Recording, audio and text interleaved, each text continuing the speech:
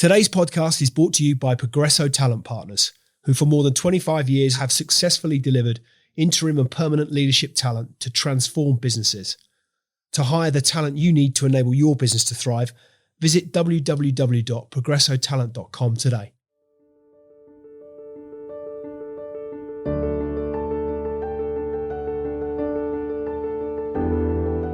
Dr Louise Morpeth is the CEO of Brain in Hand, an organisation providing a professional support service combining digital technology with human support to health and social care, education and employment organisations, and directly to end users via funding pathways. Before joining Brain in Hand, she spent 20 years as a social researcher at the Dartington Social Research Unit, earning a PhD in applied social policy research from Exeter University, contributing to 30 books and articles, and raising more than 10 million in grant and contract income, becoming co-director of the charity and later CEO. So what's the story behind the story? Without further ado, let's get into it. Louise Morpeth, welcome to the Extrology podcast. Great to have you as our guest. And as customary, I like to start with all things Extrology with the early days. So for the sake of our audience and for a bit of background, where did you grow up? And therefore, what was childhood like for you? Well, I grew up in the southeast in a very small, loving, stable family, and was very fortunate actually to live in a family that were entrepreneurs. So my early days were actually mum and dad setting up their own business, and so got the bug right from the early on of what it was like to set up a business and run a business. And I think that might have inspired me to end up where I am now, although going on a very circuitous route to get here. I was going to say that's fascinating because we'll come on to the route that which you followed, not least through social research and Brain in Hand as you find yourself today. But going back to those childhood memories, what were your interests as a child? What sort of things were you into? What did you get up to as a kid? So I was incredibly shy and classically nerdy. I loved learning. I loved school. And I think I probably read a few too many Enid Blyton books because as a kid, I thought it would be great to go to boarding school, and harassed my parents and said, I really want to go to boarding school. And they're like, are you sure? And I said, yes. And so I won a scholarship to go to boarding school, which I absolutely hated. I did less than a year. I then pleaded with my parents to let me come home. And I was able to go to our local school, which was an all-girls grammar school. And for a nerdy, shy kid, it was the perfect place to flourish, to grow. So I went from being the sort of person who, even if you spoke to me, I would go bright red, to doing all of my schooling there and then leaving confident with some A-levels, ready to go to university, and really inspired because it was all girls of what women can do, of what it's possible to do when there aren't boys around to distract you. And what about, therefore, sort of role models or figures to whom you looked up to, perhaps? It sounds as though, I ought not to make any assumptions. Who were they? Who were the people that you aspired to or looked up to when you were a kid? And I probably sound a bit cliche because I was a kid of the 70s and there was still a lot of stereotypes about what, girls do and don't do. I was actually inspired by one of my relatives, my aunt. She broke out of the mold. She had her own business. She didn't marry until much later on in life. And I really saw what she did. I thought, oh, actually, that's quite nice, isn't it? You don't have to follow the conventional route. As a woman, you can do things differently. So I think the combination of her and then these fantastic female teachers at school kind of set me on a slightly different path. I mean, I am, as you probably know already, I'm very proud of being a female CEO. I'm very committed to enabling women to flourish in work, passionate about being able to stay in work and have a family. And so I think those early inspirations for that came from sort of school and my aunt, actually. And therefore, it's seamless segues us lovely into that early. So why, as I understand it, you began your career as a social researcher, and in particular at the Dartington Social Research Unit, where you spent a couple of decades, so a lot, 20 years. Yeah. But why? Where did that interest in social, given in particular, as you say, you'd come from an entrepreneurial upbringing. You had a role model in the form of your aunt who'd run her own business. Why social research? Well, I think the first thing is I went to university to study marketing. Got to university and it was, I don't know if Lancaster still do this, but you had the opportunity at Lancaster to do your 2 main subjects and then a third kind of wildcard subject. And I thought, oh, they do psychology here.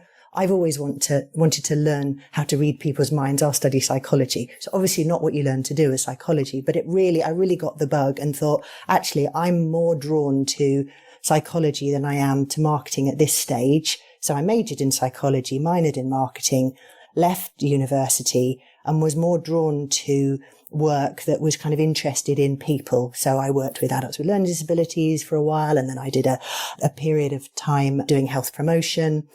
Was very fortunate in that era where your employer would fund you to study. So I got funded to do a master's through the NHS. Then thought, oh, I quite like the studying malarkey. I can see that I could work at this wonderful place called the Social Research Unit and do a PhD. So I've done that. And so then was really kind of flying, enjoying doing that sort of work. Did 20 years and then actually realized, wow, this is great. This is intellectually stimulating, opportunity to meet absolutely fabulous people, but 2 big issues. First, so much research just ends up on a dusty shelf, which is it's a bit dispiriting. I've got probably more research reports on a dusty shelf than a lot of people, not making a difference with the findings. And the other, which won't be a revelation to people, but the motivation in academia is to publish. It's not about necessarily making a difference to lives.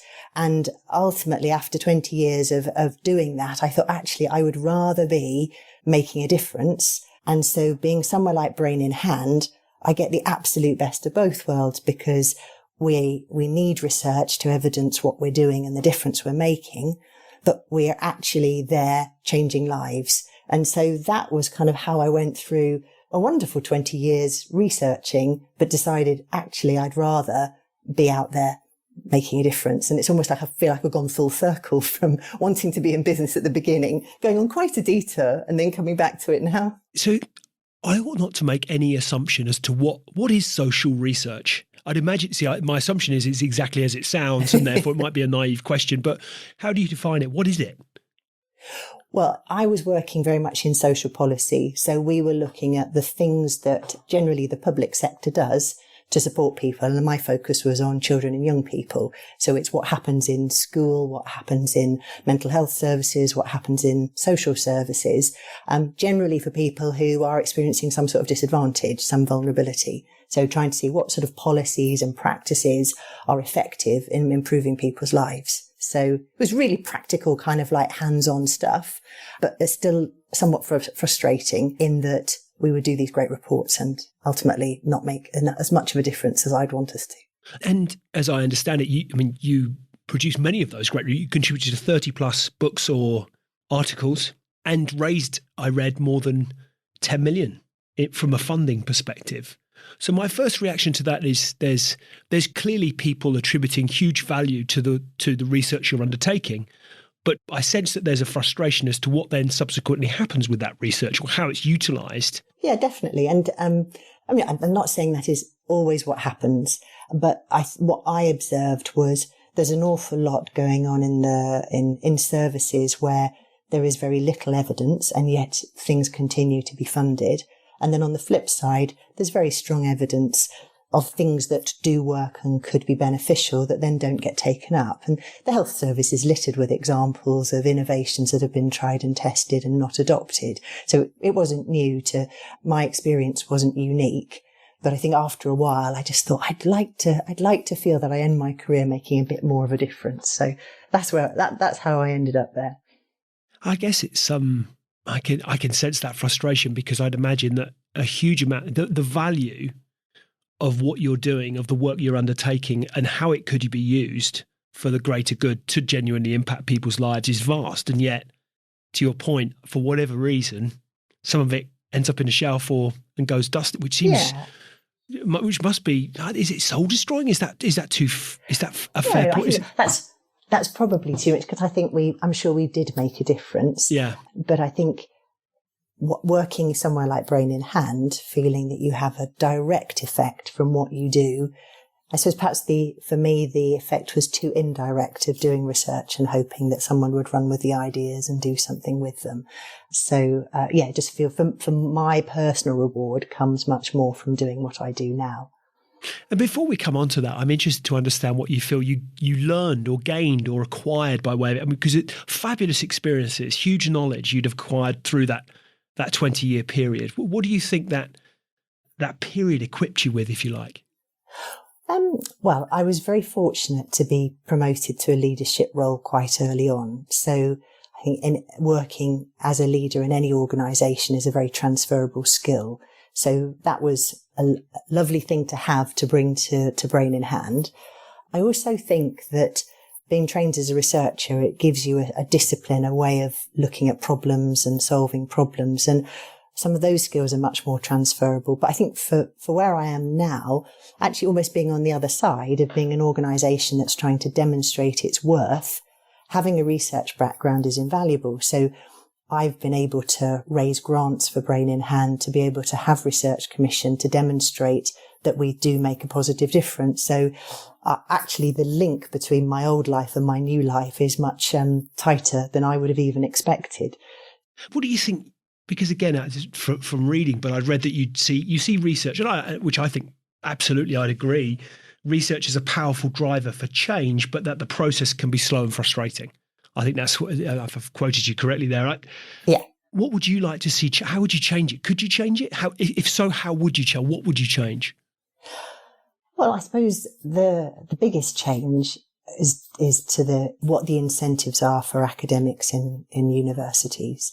There's some brilliant people who could be making a really big difference, but they're required to get their papers published. So all of the energy goes into producing lots of papers, and those are high quality papers, but that may not be on things that really matter. So to give an example, there's over 1 million people in the UK with autism, but when you look at how much research is done on the subject of autism, and particularly things that can help autistic people live more independently, it's really sparse. So there's something about the incentives, either the way the funding flows or the motivations for people to study that as a subject and then to make, to generate research that's useful. So there's just something that isn't quite aligned about incentives to do research and where that research is needed. And I think that for me is a frustration, and that's what would be great to see changed. And there is change happening. I think autism is getting a higher profile, along with other challenges that people have experienced and that traditionally haven't been funded. I don't know if that answers your question, but that's sort of that's part of what I'm wrestling with, and what's nice to be able to address in the role that I'm in now. So why Brain in Hand? Well, when I left the research unit, I consulted for a couple of years and was working with lots of really interesting organisations. And I knew the chief exec at Brain in Hand, and I was really interested in what he was doing. And I offered to do some pro bono work, because I just thought, I'd just really like to work with you. I'm not looking for a contract. And then just really got into the business and thought, God, this is brilliant. I love what Brain in Hand is doing. And the chief exec was experiencing some ill health and was looking for a new chief exec. And when he said, would I consider it? Obviously my ego was flattered hugely. And I thought, God, I'd really love to do this. I'd really love to be part of something that is genuinely very different and quite disruptive. And so, it wasn't a plan. It was completely accidental that those opportunities lined up when they did. And I'm over the moon that I made the leap and I'm here, but it definitely wasn't intentional. So for the benefit of listeners, explain to us, perhaps if I'm asked, as to what does Brain in Hand do? Sure. So we are here to enable autistic people and people who have anxiety-based mental health difficulties live more independently. And we do that with a combination of simple digital tools and practical human support. So we're trying to combine the best of what happens when a person can help you with the best of digital technology. And so we build software, and we have an amazing team of specialists and we work directly with individuals to help them live more independently. So we've been doing that for a few years, and we've landed investment to improve our product and to grow the business. And yeah, if we're successful, I would hope that there would be no one who's autistic who would want support who wouldn't be able to access Brain in Hand. Ultimately, that's our big vision, to be available to anyone who needs us. So what's the backstory to the organisation? How did it get started? What's the story behind it? Well, as you can tell, I'm not the founder. I wouldn't claim to be that. The original founder was a father of an autistic son, and had sort of two things sort of challenged him. Is one, that the support to enable his son to live independently because it just didn't seem to exist. And obviously as a parent, he wanted to be confident that his son was going to be able to flourish as an adult. And also was surprised at how little technology was being used to provide that support, and seeing that, technology had the potential to be scalable, and why aren't we embracing technology as a way of enabling lots of people, regardless whether it's autism or any other challenges that people experience. And so he had the idea.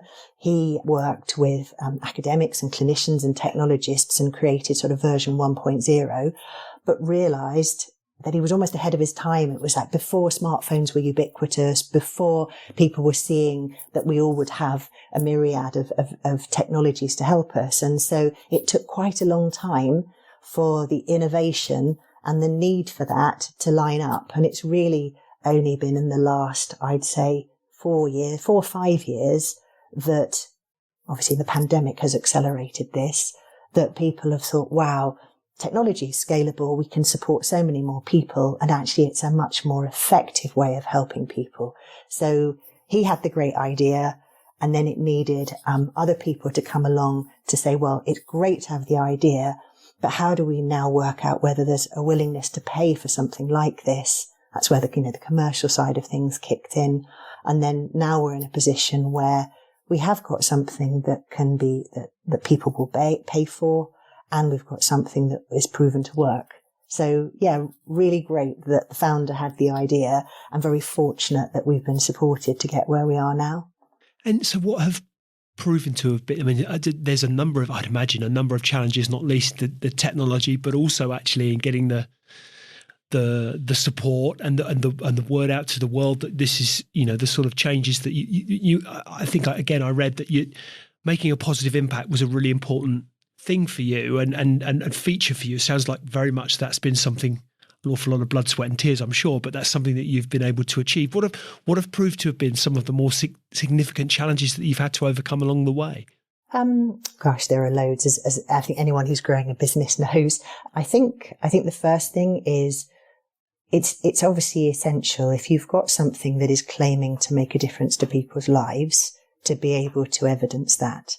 And so I was able to bring from my previous life the kind of knowledge of, well, first of all, we need to demonstrate that Brain in Hand does improve quality of life, and we need that to be done independently of us. So if it's challenge one was, could we raise the money to commission external research to have an independent clinical trial of the benefits of Brain in Hand? So that was a big one, and we've now done that. The second one was just as we were really rapidly scaling, the pandemic coming along, and how did we respond to the pandemic? And I think that we've been really fortunate in that because we're a digital solution, actually it's accelerated the adoption of digital tools because of what we all went through in the pandemic. Yeah.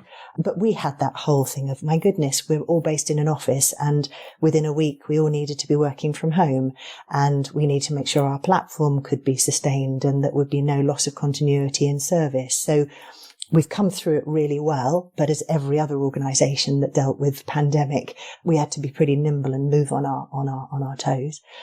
And I think the third challenge is, predominantly we sell Brain in Hand into the public sector, and the public sector can be quite slow to make decisions. It can be quite challenging to know exactly what the public sector needs in order to make a buying decision.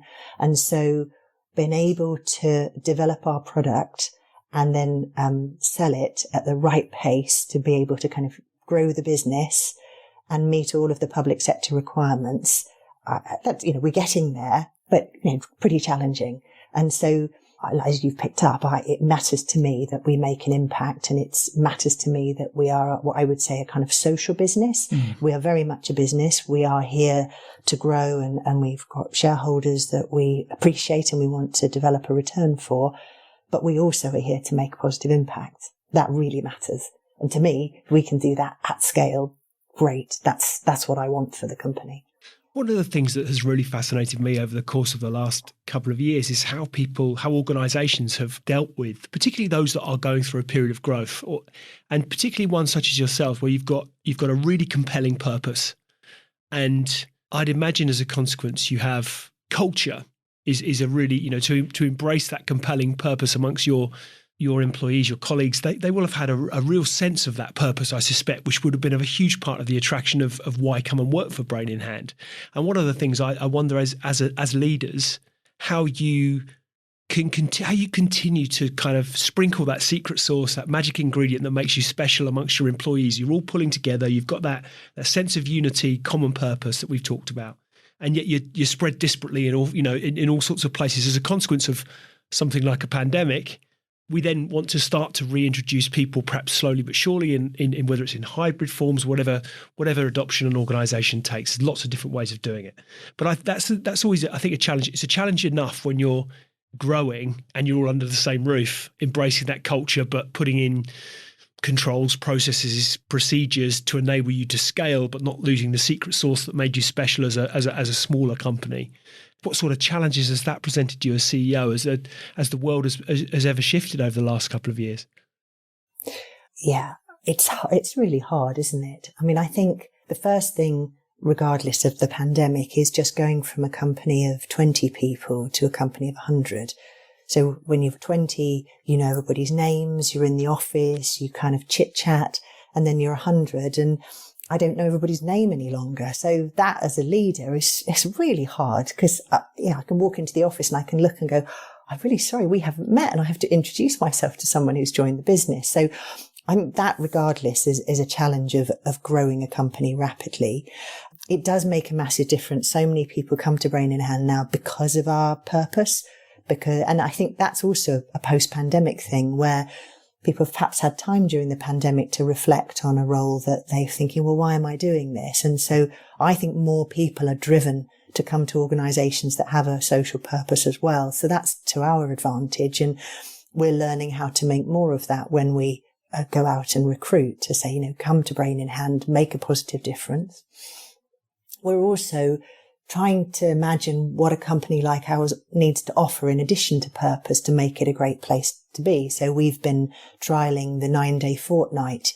So we wanted to see whether by letting people have every other Friday off, would that help with people's well-being and their kind of commitment to work, and for Brain in Hand again to be differentiated as a place to be. And that's been an amazing success and something that we're now going to do permanently. But we are considering, well, we've all been remote now for over 2 years. We do want to give people the opportunity to come together. So we are going to be experimenting with more hybrid working, but we definitely don't want to sort of follow where that pendulum has swung, where people have been required to be in the office 3-4 days a week. That won't work for us. In order for us to attract the talent we want, we have to go across the whole of the UK. So we can't then demand people to be in one of our offices 3 or 4 days a week because we'll suddenly lose people. And it's an employee's market, as you know, as a recruiter at the moment. So we have to make our offering different from everyone else's and better. And we can't just do that with pay. We have to make it, what's it like to work here? So it's a work in progress, but yeah, exciting. And it always really heartens me when I speak to someone who's joined the business, like, why did you come to us? And I was really, really excited about what you're doing and things feel a bit different. And I want a job where I can make a difference. I thought, well, come to Brain in Hand then. I think you make a really valid point. I think that becomes a huge differentiator when we've gotten to a stage whereby people do have a choice. I do get that. The working from home gene is well and truly out of the bottle. There are one or two notable exceptions, some of whom have been in the press fairly recently, but yeah. I think most will acknowledge that we might just have gotten to a point where organisations are more interested in outcomes than they are presenteeism, which I think is a positive thing. But then it becomes, if you look at the choice for the employee, it does become about what is it that we do and why do we do it and for whom do we do it and what value do we add as a consequence? And do I feel that I identify with that in some way? So I feel like I'm contributing. And I think you offer up a real differentiator as an employer by having that kind of employer brand, if you like, that you're really having that sense of purpose for people. Because if it's not just about, to your point, historically perhaps working for somewhere, much of which would have been about working under that roof. What does it feel like to work here? How do we behave? How do we interact? Well, that's become, in the remote sense, that's become hard. It's just a different experience, isn't it, I suppose? And so therefore having that really compelling purpose like you do, I think gives you a real edge to understand that you're doing good things and really making a difference to a lot of people. I think the thing that's really fascinating at the point where we're at now is we do bring people into the business who are really excited by our mission. And that's a lot of our values reflect the fact that we're collaborative and supportive, and that's what we're about. But also that we're innovative and that we're ambitious. We're ambitious to actually to reach far more people. And what's fascinating is being able to convey those values as an organisation. And so for people to come in and go, okay, I get it.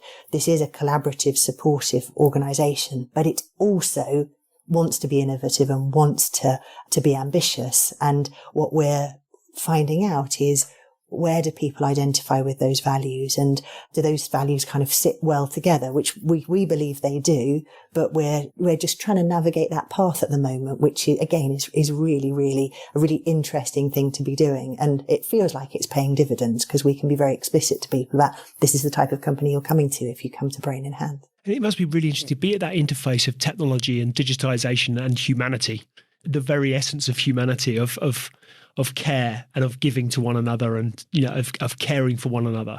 It's certainly not unique, arguably, but it's an unusual interface, isn't it, that you're wrestling with? Very much so. And, how can we really get the best out of technology and the best out of people and put those together in a way that is scalable and delivers value to both to the payer and to the end user? And that's really what we're wrestling with. And there should be a way of being able to optimize that. So we've got our brilliant technical team who are looking all the time at ways that the technology can kind of do more heavy lifting, but also our specialists and our responders who provide the human support, making sure that when our users need them, they can access them and they can access them in a timely fashion. So we're not unique, but I do think we are ploughing a bit of a different furrow in trying to find that optimal hybrid.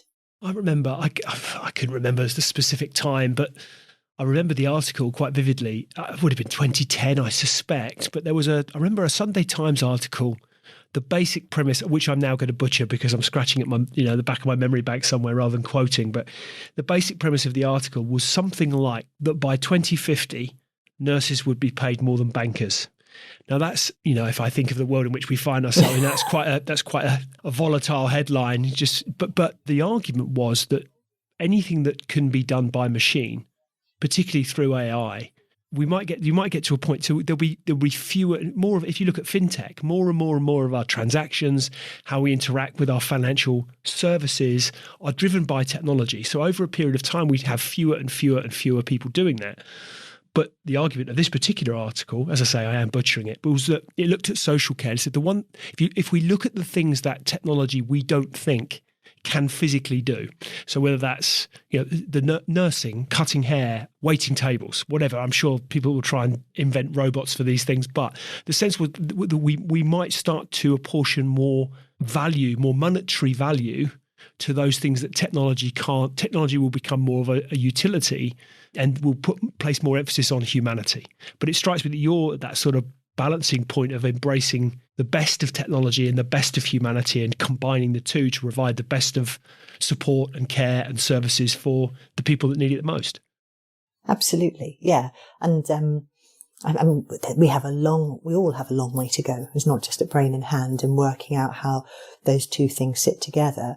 But I know from our experience that we would never not have a human element in our product. We're not going to just be a fully digital product. So our challenge is how do we get the best of both worlds? And yeah, I think your point is really valid. I'm excited about how do we move that forward? Because we don't know at the moment just how much value just comes from what our team does and what comes from the technology. And that's what we're trying to understand. But it's a really exciting trajectory to be on.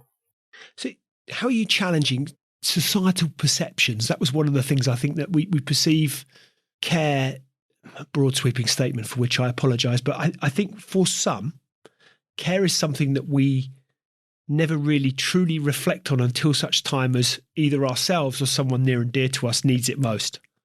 So it's one of those things we kind of know it's there and we know there are some challenges with it, but until it affects us personally, oftentimes, and there are a great many people giving a great deal of their time and attention to this, but as a general observation, I think for many, it's something that we're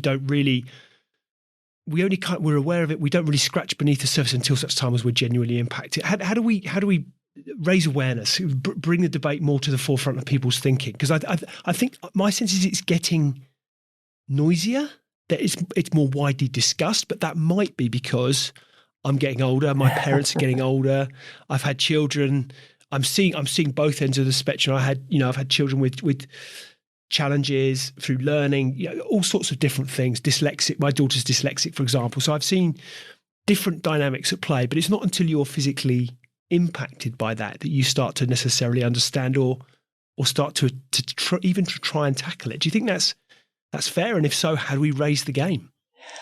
Gosh, yeah, no, it's a really great point. I suppose from where I'm coming from, what I'm aware of is for autistic people, the biggest problem is there is no support. And so to trot out a statistic, as of today, there are 100,000 people who are more than 3 months waiting for an autism assessment. In the UK, in the UK. Goodness me. And many will have waited several years. And so what the challenge is for autism is even just getting an acknowledgement that you are autistic and you may need some support is the first hurdle to overcome. And we have so many heartbreaking stories of people who we work with now who said, no, I waited. I'll name one of my colleagues. So Connor is our user experience specialist. He's autistic. For a long time, he thought he would like to get an assessment. He waited many, many months, but he did have this sense that once he got his diagnosis, he would then be sort of either signposted to or referred to support. And he said the process of getting assessed was quite difficult. And then he got his diagnosis and there was nothing. There was no support. And that's a story we hear over and over and over again. And so we know that social care is massively underfunded, and we know that mental health services are massively underfunded as well. So that isn't going to change radically anytime soon. And so the sorts of things we're doing is trying to say, well, we could provide support and we can do it in a much more innovative way that is available 24/7, that's led by the user. But I'm by no means ignorant to the fact that what we're proposing compared to what is currently available is a big, big shift. So my experiences of autism, and I'm still shocked, even though I've been doing this for 4 or 5 years now, of just how sparse services are for autistic people. And that's the same, I think, for adults with ADHD and other hidden disabilities. It's like they are a kind of an overlooked population.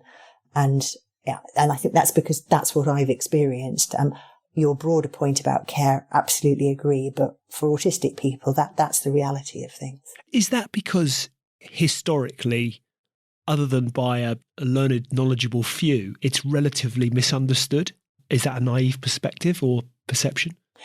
Yeah, absolutely. I suppose for some people have their autism means that the difficulties they experience day to day are profound, and it's very obvious that they're going to need support, and probably quite a lot of support throughout their life. And so, but they are a small proportion of the sort of autistic population. And the numbers of people getting diagnoses is going up year on year. So I think there'll be many people out there who, if they were to be assessed, may well be told, you were autistic, and that person would perhaps go through life without that diagnosis. So there's definitely been an increasing awareness, particularly for women. Women have been consistently massively underdiagnosed when it comes to autism. So yeah, it's been a really overlooked area, and it's really changing, particularly in the last couple of years, where there's an acknowledgement that there's a lot of women who are autistic who've been overlooked. Good. And why is that? Well, for women, their autism presents differently. Right. So there's been a sense of, those challenges that women experience won't present in the same way as they would for men. I'm sweeping generalization here. And I'm not a psychologist, so I do need to caveat that. So that I think is why.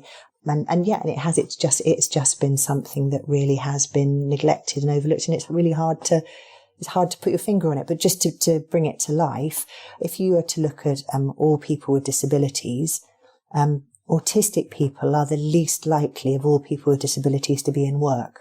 So it's about 1 in 5 autistic people will be in work. And for many of those people, small adjustments in the workplace could enable them to work. But so many employers are unaware of what it takes to adapt the workplace for people who are neurodiverse. So I think it's changing, and because of we now have a shortage of people in the workplace, and so employers are starting to go, actually, gosh, we're going to have to make a huge talent pool. Yeah, absolutely, massive talent pool. Absolutely. Yeah. So I think it's societal shifts will drive this, because we have as you know from recruiting, it's an employee's market. Companies are really struggling to recruit, so companies need to be more creative in how they're going out to market, and therefore are going to make their workplaces more attractive to neurodiverse people. So we should see quite a shift in that, which feels very positive. But yeah, it's been a long ride. And as well as the sort of for want of a better word, the practical changes I would imagine, and much of that is around training and knowledge and understanding as well, that how we, for example, enable leaders to better understand the adaptations but also not just the physical, but the behavioural adaptations, the way you might manage people or coach people or mentor people or train people, the different styles that will be required, different behaviours will require of ourselves to lead. All of those sorts of adaptations will need to be evolving, I guess. And I suspect in most cases aren't.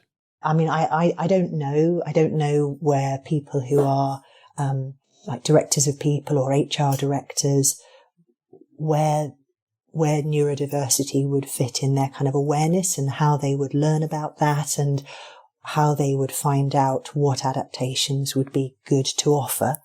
And there's a massive spectrum. We're seeing some employers who are really embracing this and have got sort of 10% of their employees who are autistic, which is, compared to the broader population, is almost like an overrepresentation.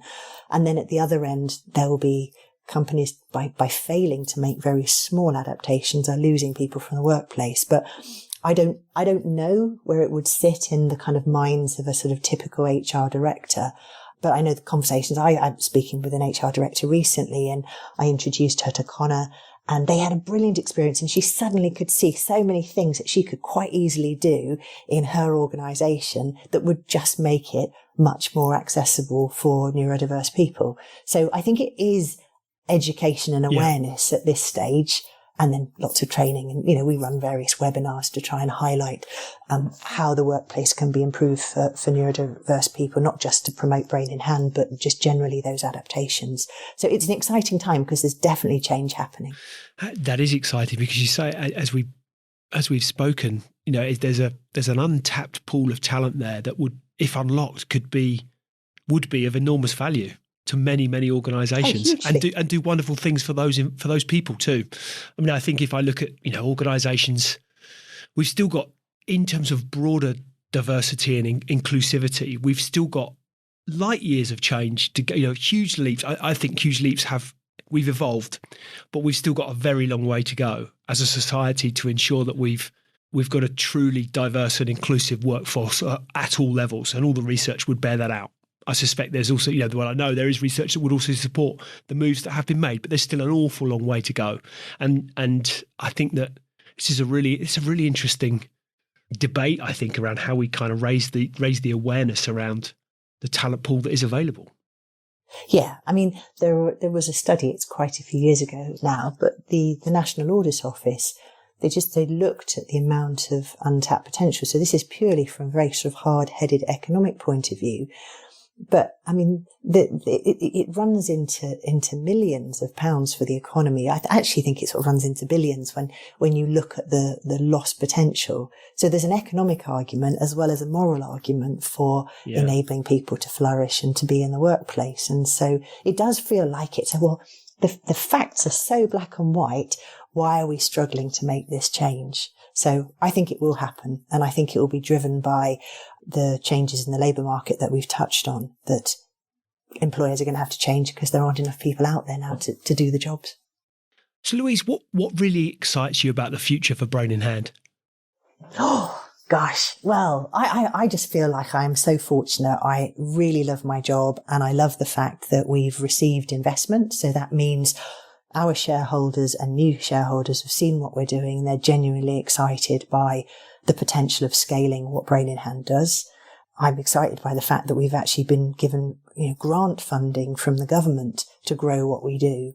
So I would like to see in 3 years' time that we're serving many thousands more people, not only people who are autistic, but for some people where they have a mental health difficulty that has got an anxiety component, that we can be supporting there.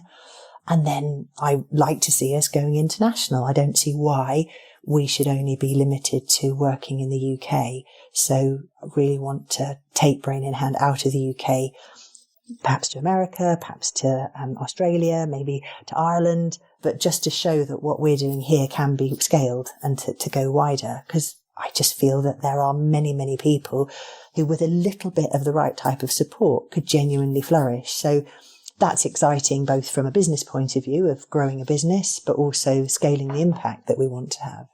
Did you say earlier there was 1 million in the UK with some form of autism? Is that correct? Yeah. So I'd imagine, therefore, if you just some of the countries that you've just, even if we weren't supported, I mean, we were aiming to be able to be available to 10% of autistic people in the UK.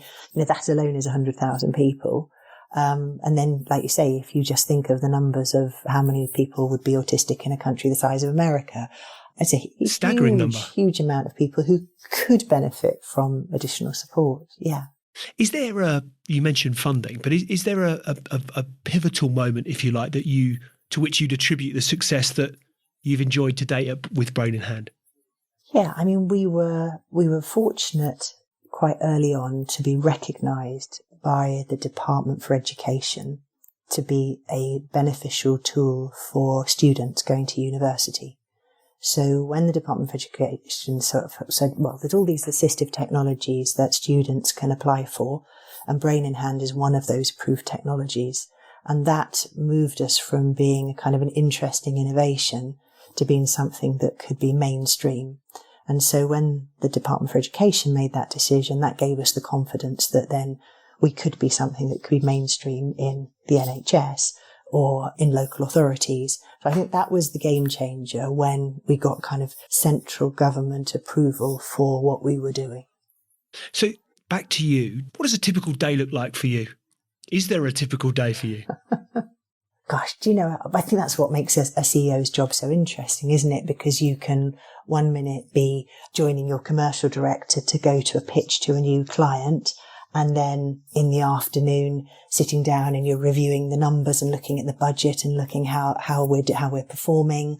Then maybe I've got quite a few people who I have as direct reports, so checking in with them to see how they're doing, and then talking to marketing about the latest campaign, then looking at our strategy. I mean, I think that's what I find so exciting, that you're operating at big picture, maybe going to board, presenting to the board, preparing board papers, then being out there at conferences, talking about what we're doing, then negotiating with the research team about when are our research findings going to be coming in. I mean, really diverse.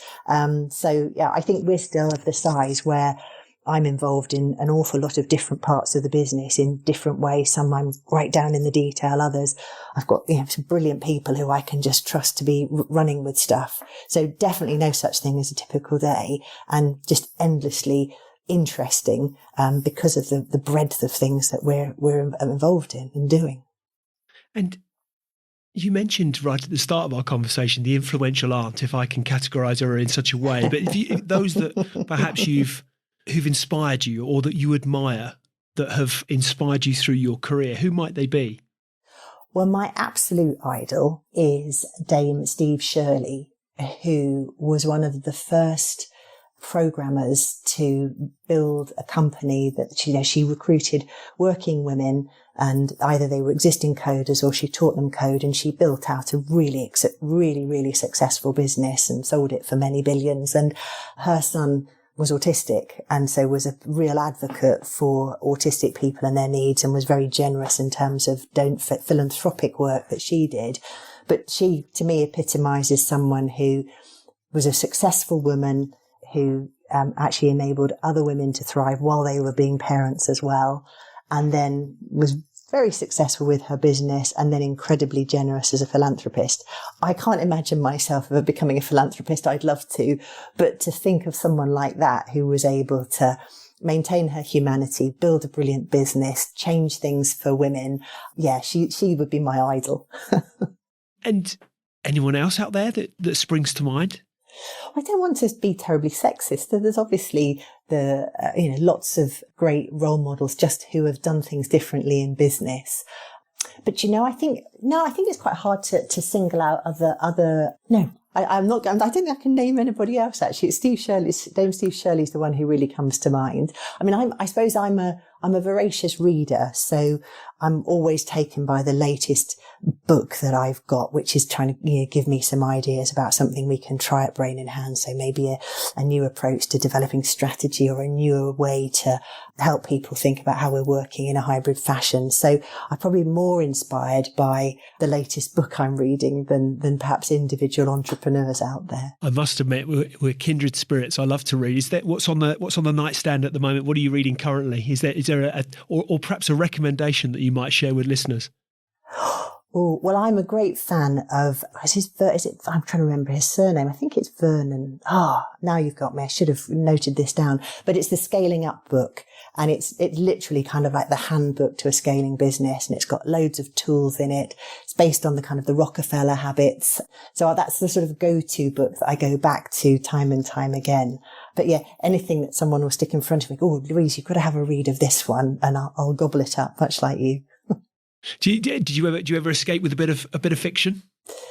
Yeah, occasionally, but I just enjoy these anything at the moment that's going to help me have some good ideas for growing Brain in Hand is top of the reading pile at the moment. And what about away from when you're not you've got a busy responsibility, but away from the office, what sort of things do you do to unwind and relax? Well, anybody who knows me will know I'm a real bore. During the pandemic, I bought a Peloton bike and absolutely obsessed by that. So in the mornings on the Peloton, it's very competitive. It taps into my competitive streak. So great way to stay fit and also get that little adrenaline buzz first thing in the morning before starting work. So love that. And then I'm very, very, very boring. Got a lovely dog, love to walk the dog, live in Devon, so go to the beach, go to the hills, all that good stuff. Anything that does help. I think it is important when you're running a business and being really ambitious for what the business can achieve, to be able to switch off, step away. So those would be the things that make my head go into a different place. So what is it that drives you? I suppose as I've said, I'm quite a competitive person. So I like the idea of thinking, okay, I'm a woman in a sector that has been pretty overlooked. I really want to show that I can, with this great team of people around me, build a business in a fairly new area and really change how things are done. So it feels, if we can innovate how people are supported and make even a modest difference to how services are delivered, that would do it for me. If we can really grow the business, go outside of the UK, that would be an additional bonus as well. But yeah, that in itself feels very, very satisfying. And I was going to say is that I guess you've answered it to a certain extent. What does success mean to you? Because I think it means different things to different people. How would you answer that? What does success mean to you? I think being able to grow a business that can combine being successful, as in profitable, and delivering really great value for our users, and being a really human place to work, somewhere where we genuinely care about people's well-being. If we could do all three of those at the same time, that would really feel like success, because so often it feels like one has to be sacrificed for the other. So, a human workplace delivering great value for our users and delivering value for our shareholders. Yeah, that would really do it for me. Really easy. I didn't nail that, no problem. So if you reflected back to 21-year-old you, what advice might you give yourself? Do you know, I've never had a plan in terms of career, and I would give that advice back. I said, don't have a plan, be open to opportunities, take them, because you just don't know where the next opportunity will come from or where it will lead you to. So I would say, stay open to what might come and don't try and set out to have too much of a prescribed plan. So I would say to my 21-year-old self, stay as you are, don't do it differently. This is because it's been a really interesting journey. Absolutely. So therefore, what does the future look like for you? Well, next 3 years, it's really kind of head down, grow the business, see how we do, see if we can achieve our targets. And then I think it's a case of saying, well, am I the right person to continue leading Brain in Hand going forward? It might be that the company is of a size where I'm not the right person any longer, or if I've been able to grow with the company, then hopefully we can be looking to expand, maybe acquire other companies. I don't know. My horizon really is for the next 3 years and seeing what we can do by 2024, or 2025, even get my maths right. Quite hard to look beyond that, actually. Mm. Yeah, very, very sort of clear sense of the next 3 years. And where can listeners go to find out more? Oh, just come to our website. Just Google Brain in Hand. It will take you straight to our website, and lots of great information on there, and some lovely case studies from our users, so you can hear the challenges that people experience and how something like Brain in Hand can be beneficial. So yeah, come and find us on the website.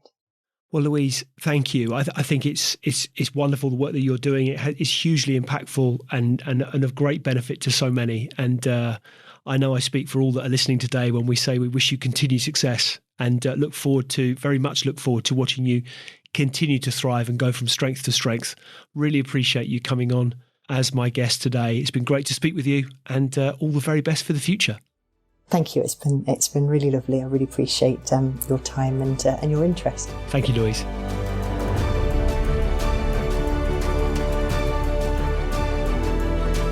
Hi, ladies and gentlemen. Thank you for listening to today's Extrology podcast. I really appreciate your audience and ears. If you've enjoyed it, then why not hop onto iTunes and give us a review? I'd really appreciate anything that you might have to say. Any feedback always gratefully received, and look forward to hosting you next time. See you soon.